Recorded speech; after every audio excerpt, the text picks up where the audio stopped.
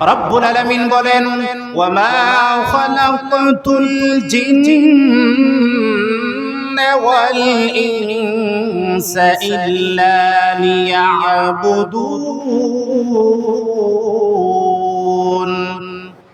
রব্বুল আলামিন বলেন আমি দুনিয়ার জমিনে মানুষ আর জিন জাতিকে সৃষ্টি করেছি একমাত্র আমার ইবাদত করার জন্য, আমার হুকুম আহকাম মানার জন্য, আমার তাসবিহ তাহলিল পাঠ করার জন্য। এখন আমরা যদি আল্লাহর উপরে ঈমান আনলাম, ঈমান আনার পরে আমরা বসে থাকলাম, তাহলে কিন্তু হবে না। রব্বুল আলামিন বলেন ইল্লাল্লাযীনা আমানু ওয়া আমিলুস সালিহাত, যারা আল্লাহর প্রতি ঈমান আনে, ঈমান আনার পর যদি বসে থাকে তাহলে ঈমান আনার কোনো কাজে আসবে না, ঈমান এনে কোনো লাভ নাই। রব্বুল আলামিন বলেন ঈমান আনার পরে ওয়া আমিলুস সালিহাত, নেক কাজ করতে হবে, ভালো কাজ করতে হবে। আর পৃথিবীর জমিনে সবচাইতে বড় নেক কাজ হলো নামাজ। সবচাইতে বড় নেক কাজ কি? নামাজ। এখন নামাজ আল্লাহ রাব্বুল আলামিন আমাদের উপরে হুকুম করেছেন, আমাদেরকে দায়িত্ব দিয়েছেন পালন করার জন্য, তাই না?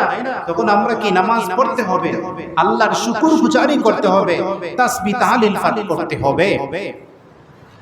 নামাজের গুরুত্ব বোঝাতে গিয়ে আল্লাহ রাসূল সাল্লাল্লাহু আলাইহি ওয়াসাল্লাম হাদিসের মধ্যে ইরশাদ করেন, নামাজের গুরুত্ব এবং নামাজের ফজিলত বোঝাতে গিয়ে আল্লাহ রাসূলের প্রিয় সাহাবী হযরত আবু হুরায়রা রাদিয়াল্লাহু তাআলা আনহু বর্ণনা করেন, আন আবি হুরায়রা রাদিয়াল্লাহু তাআলা আনহু قال قال رسول الله صلى الله عليه وسلم, আল্লাহ রাসূল সাল্লাল্লাহু আলাইহি সাল্লামের প্রিয় সাহাবী হযরত আবু হুরায়রা রাদিয়াল্লাহু তাআলা আনহু বর্ণনা করেন, রাসূল করিম সাল্লাল্লাহু আলাইহি ওয়াসাল্লাম ইরশাদ করেন, আরাআইতুম লাউ আন্না নাহরান বিবাবি আহাদিকুম। আল্লাহ রাসূল বলেন, হে আমার সাহাবীরা, তোমরা যদি কেউ আমাকে দেখাতে পারো তোমাদের দরজার সামন দিয়ে একটি নদী প্রবাহিত হয়েছে বা একটি কুয়া প্রবাহিত হয়েছে, ইয়াগতাসিলু ফিহি কুল্লা ইয়াউমিন খামস, আর কোন ব্যক্তি যদি এই নদীর মধ্যে কিংবা কুয়ার মধ্যে যদি প্রতিদিন 5 বার গোসল করে, আল্লাহ রাসূল বলেন যদি প্রতিদিন কোন ব্যক্তি এই নদীর মধ্যে কিংবা কুয়ার মধ্যে যদি 5 বার গোসল করে, হাল ইয়াবকা মিন দারনিহি শাইউন, আল্লাহ রাসূল বলেন হে আমার সাহাবীরা, বলো তো দেখি তার শরীরের মধ্যে কি কোনো ময়লা আবর্জনা থাকবে? তার শরীরে কি কোনো ময়লা থাকবে? 5 বার যদি কেউ গোসল করে প্রতিদিন, তাহলে কি তার শরীরে কোনো ময়লা থাকবে? থাকবে না। আল্লাহ রাসূল বলেন হাল ইয়াবকা মিন দারনিহি শাইউন, যদি কোনো ব্যক্তি 5 বার গোসল করে প্রতিদিন প্রতিনিয়ত, তার শরীরে কোনো প্রকার ময়লা আবর্জনা থাকতে পারে না। সাহাবীরা বললেন কালু লা ইয়াবকা মিন দারনিহি শাইউন, ইয়া রাসূলুল্লাহ, ইয়া হাবিবাল্লাহ, যদি কোনো ব্যক্তি প্রতিদিন প্রতিনিয়ত 5 বার গোসল করে, তাহলে তার শরীরের মধ্যে কোনো ময়লা আবর্জনা থাকতে পারে না। সাহাবীরা বললেন ইয়া রাসূলুল্লাহ, ইয়া হাবিবাল্লাহ, কোনো সম্ভবই নাই তার শরীরে যে ময়লা থাকবে, তার শরীরে কোনো ময়লা আবর্জনা থাকবে না, ইয়া রাসূলুল্লাহ, ইয়া হাবিবাল্লাহ।